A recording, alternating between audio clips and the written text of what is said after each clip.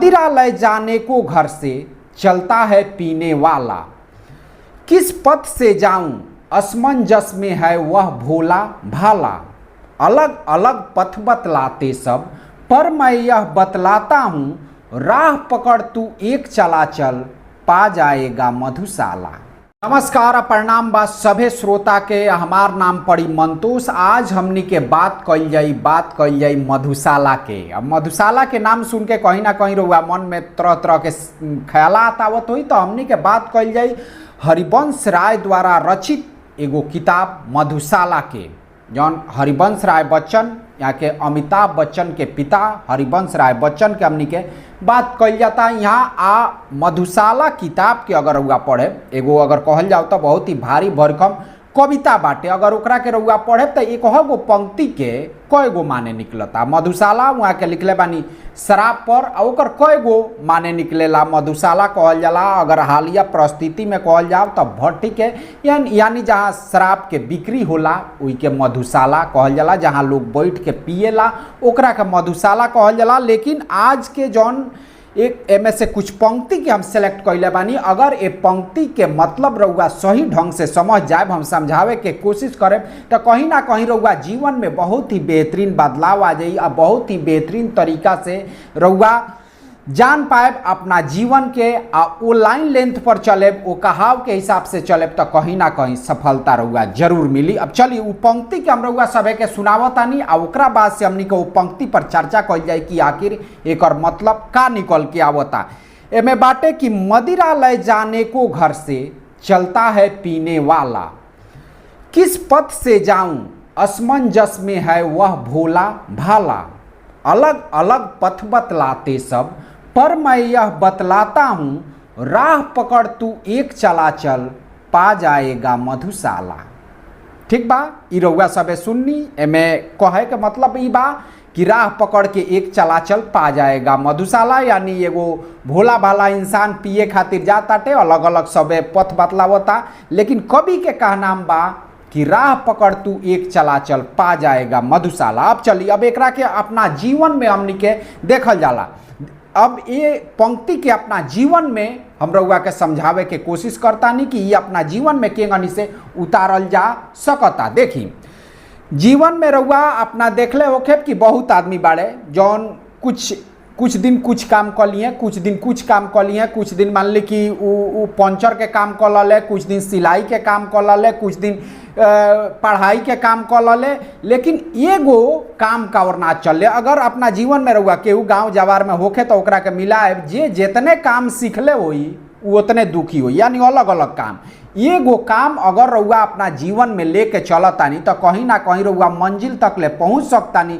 लेकिन तेरे गो काम का और रउआ जब ध्यान दौड़ाए तो रउर जीवन कहीं ना कहीं दुखमय हो जाए, विफल हो जाए। लेकिन उहे एगो काम के लेके अपना जीवन में अगर चलतानी तो वो मंजिल के पा जाए, ओमे पूर्ण रूप से रउआ अनुभव हो जाए। ओमे कहीं रउआ इधर उधर जाए के जरूरत ना पड़ी और वो काम के औल दर्जा पर रउआ पहुंच जाए। ये पंक्ति के कहे के मतलब ये बा कि राह पकड़ तू जीवन में। देखी रउआ केहू से सलाह लेब तो केहू कुछ कही कि हई कल। अगर मान ली कि रउआ कोनो कामे करे के बा, अगर पढ़ाई करता नहीं तो पढ़ाइयो पीरियड में केहू हमें सोचा था कि डॉक्टरी के कॉली, केहू सोचा था कि इंजीनियरिंग के कॉली, केहू सोचा था कि मास्टरी के कॉली। अब सोचते में कितना स्टूडेंट के जीवन जियान हो जाता है। अब मान ली कि गार्जियन कुछ और कहता रहे, टोला टपाड़ी के लोग कुछ और कहता, लड़का कुछ और कहता। लेकिन जब रउआ ओमे से एगो सेलेक्ट क के जेमे राउर रुचि बाटे, जौन काम रउआ दिल के धरता, जौन पढ़ाई रउआ दिल के धरता, अगर वो रुचि के हिसाब से रउआ अगर चल दनी, एगो राह पकड़ के चल दनी, वो रास्ता पर चल दनी, तो ओमे कहीं ना कहीं रउआ मंजिल जरूर प्राप्त कर लेब। ओमे पूर्ण अनुभव रउआ जरूर कर लेब। यानी रउआ अनुभव अव्वल दर्जा पर गइला के मतलब बा कि वो क्षेत्र में रउआ से मान ली कि सभे के सभे कहीं ना कहीं छोटे नजर आई।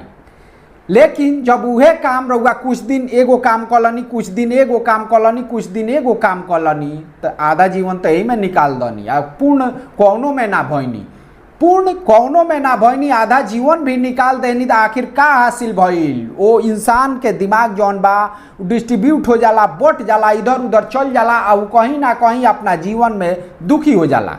हम फिर ऐसे खाली कह देता नहीं कि रउआ अपना गांव में तनी उदाहरण के तौर पर देखे कि जे जितने काम सीखले रही, कुछ दिन मान ली कि साइकिल के काम कर ले, कुछ दिन मोटरसाइकिल के गैरेज में काम कर ले, कुछ दिन कुछ काम कर ले, कुछ दिन कुछ काम कर ले, यानी सबके समाहित कर ले, या कौनों में अव्वल दर्जा पर उ ना जाइए, अव्वल श्रेणी पर उ ना पहुँच पाइए। लेकिन अगर उहे काम कौनों भी काम बाटे, ठीक बा, अगर रउआ एगो काम में अपन बहुत समय व्यतीत कर देतानी, ओमे कम से कम रउआ जीवन के कुछ हिस्सा दे देतानी, तो कहीं ना कहीं रउआ वो अव्वल दर्जा पर पहुंच जाए, वो काम के अव्वल दर्जा पर पहुंच जाए, वो काम से राउर नाम हो जाए, वो काम से राउर पहचान बन जाए। लेकिन तेरे को काम करे तो कौनों से राउर पहचान ना बन पाई।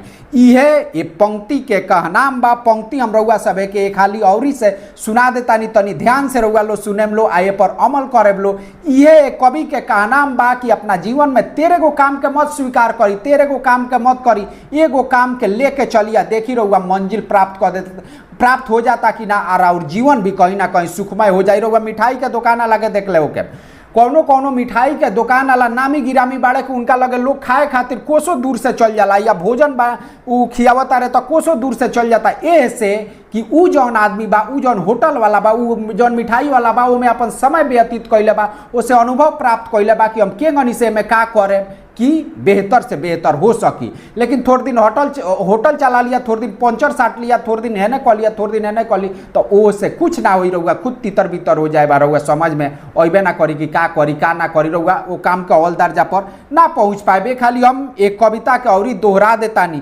मदिरालय जाने को घर से चलता है पीने वाला, यानी मदिरालय यानी मधुशाला यानी भट्टी पर जाए वाला आदमी चल रहल बा, जा रहल बा, यानी रउआ अपना मंजिल के तलाश करे जा रहल बानी। किस पथ से जाऊं असमंजस में है वह भोला भाला। अब वो आदमी असमंजस में बा कि कवना रास्ता से हम जाई, कवना रास्ता से ना जाई। रउआ सबे समझे, ठीक बा। अलग अलग पथ बतलाते सब, पर मैं यह बतलाता हूँ, राह पकड़ तू एक चला चल पा जाएगा मधुशाला। अगर एगो राह पकड़ के रउआ चल दहनी, जीवन में कोनो एगो रास्ता के अख्तियार क के चल दहनी, तो ओमे रउआ कहीं ना कहीं मंजिल के प्राप्त कर ले। अगर तेरे गो काम के रउआ स्वीकार करनी, तो जीवन कहीं ना कहीं तीतर बीतर हो जाई। चली ई वीडियो रउआ सबे के कैसन लागल हो, रउआ सबे कमेंट बॉक्स में कमेंट करके बताएब। अगर बेहतर लागल होई तो चैनल के सब्सक्राइब कर लेब। अक्सर हम कहे नहीं ना, अगर फेसबुक पर देख रहल बानी तो कहीं ना कहीं शेयर कर देब, ताकि अगर रउआ बढ़िया लागल होई तो लोगों के बढ़िया लगी। ऐसे कुछ ना कुछ लोग अगर एको पॉइंट सीख जाता तो कहीं ना कहीं वीडियो बनावल सफल हो जाए। चली यही के साथे रउआ कमेंट करे कि वीडियो रउआ सबे कैसन लागल, का कुछ सीख पौनी है कि हमार बकधुने भर रह गई, तनी रउआ सबे कमेंट कह के हमरा के बताएब, हमरा के तनी समझाएब। हमनी के फिर मिलल जाता अगला वीडियो में।